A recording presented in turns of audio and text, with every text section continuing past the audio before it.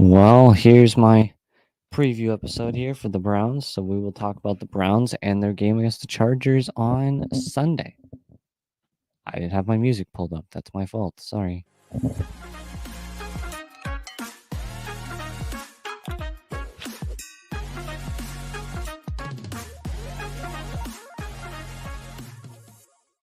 All right, everybody. Welcome back to Browns Breakdowns, power partners of Owls Network, Fans First Sports Network, and of course, you guessed it.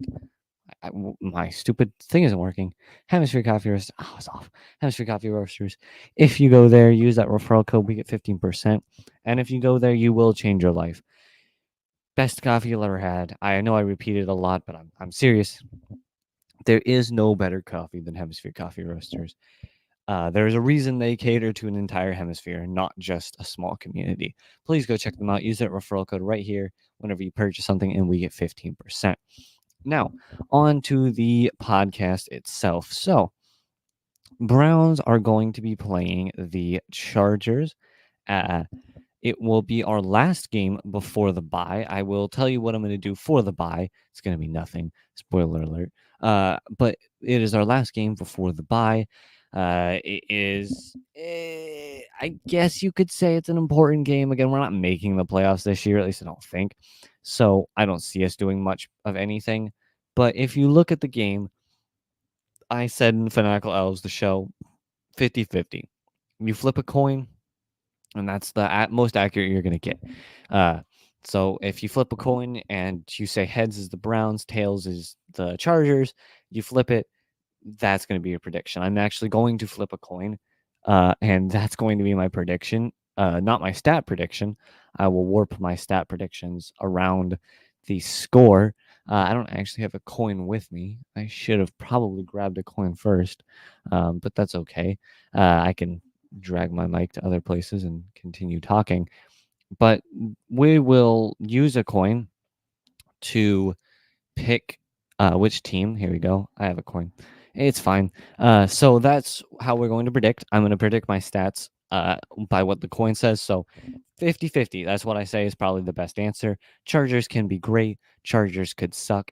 I didn't start my music. Hold on. Sorry, guys. Where is it? Podcast music for Sam's podcast. There you go. I forgot to start the music. So if we look at the Chargers, again, they can be good. They sometimes suck. You never really know what you're going to get with the Chargers. Same with the Browns this year.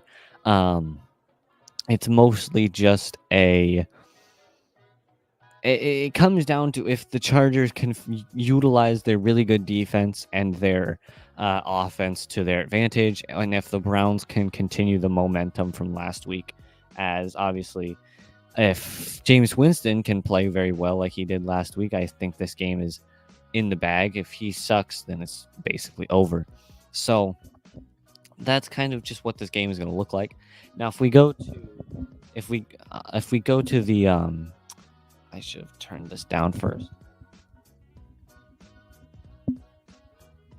There we go. All right, so if we go to the injury report, it's injury report time. We have Jordan Hicks. He's out DNP all 3 days. Who even is this? Kaliki Hudson, ankle injury, limited on Friday. He's questionable. Jeremiah Owuzu-Koramoah, neck injury, DNP all 3 days. He's out. And then Denzel Ward, concussion, DNP Wednesday, Thursday, limited on Friday. He is questionable. I wouldn't say he's going to play, but you never know. Looking at the Chargers, Joey Bosa, that's really important. He has a hip injury, limited all 3 days. He's questionable. DJ Chark, groin injury, wide receiver, limited Wednesday, full practice on Thursday, Friday. He's questionable. He's probably going to play. Christian Fulton, the cornerback, hamstring injury, DNP all 3 days. He's out. Denzel Perryman, toe injury, DNP on Wednesday, Thursday, limited on Friday. He's questionable. I'd probably say he's out, or he might not play. We'll see. Brendan Rice, shoulder injury, limited Wednesday, DNP Thursday, Friday. He's out. And then Stone Smart, DNP all 3 days with an ankle injury. He is doubtful. So those are your injury reports. We have less injuries for once. I know, crazy. So again, if Joey Bosa is out, that's important. I don't think he will be, but there's some big players that we need to pay attention to. Obviously, Denzel Ward, I don't think is going to be playing. Obviously, losing Jeremiah Owusu-Koramoah is important. Losing Jordan Hicks is big. A lot of big defensive players, especially linebackers, that are injured. So our defense is going to be a little beaten up and injured. It's going to be a tough game defensively. In terms of the offense, will be fine. I'm not worried at all about the offense. Everyone is pretty fine. There's no real worry about anyone on the offense. So that's your injury report there. Now we will get to some trade discussions in just a moment, since we have the trade deadline in just a few days, which will be pretty interesting considering there's a lot of stuff. I'm trying to figure out what day it is. 4 p.m. Tuesday, November 5th. Okay, that's what I thought so, but I couldn't remember. So we've got 3 days until the trade deadline. So things are going to start picking up in these last few days before the trade deadline. And then obviously no more trades until the offseason. So let's do an ad break really quickly. If I can find my banner. There we go. And we will be right back.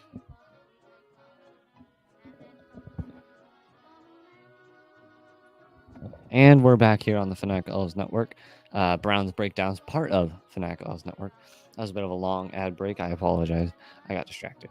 So let's do some trade talks. Fun.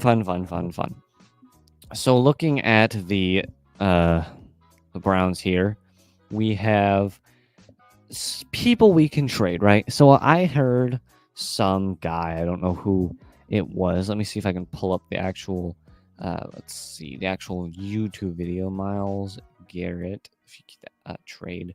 There we go. A Myles Garrett trade. Yeah. Let's see. Someone, I think it was this guy, Mike Tannenbaum. I don't know. Tannenbaum? I don't know how to say his name, but him. He said that the Myles Garrett trade. This was just a proposal. This isn't going to happen. There is no confirmation of this. There's no this isn't confirmed or anything. This is just an idea that he threw out. So it would be Myles Garrett traded to the Detroit Lions for a first, a second, and Jahmyr Gibbs. Personally, yes, absolutely. I know. I will explain in a second why.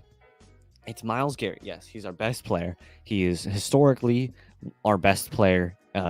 He is the face of the franchise, all this stuff.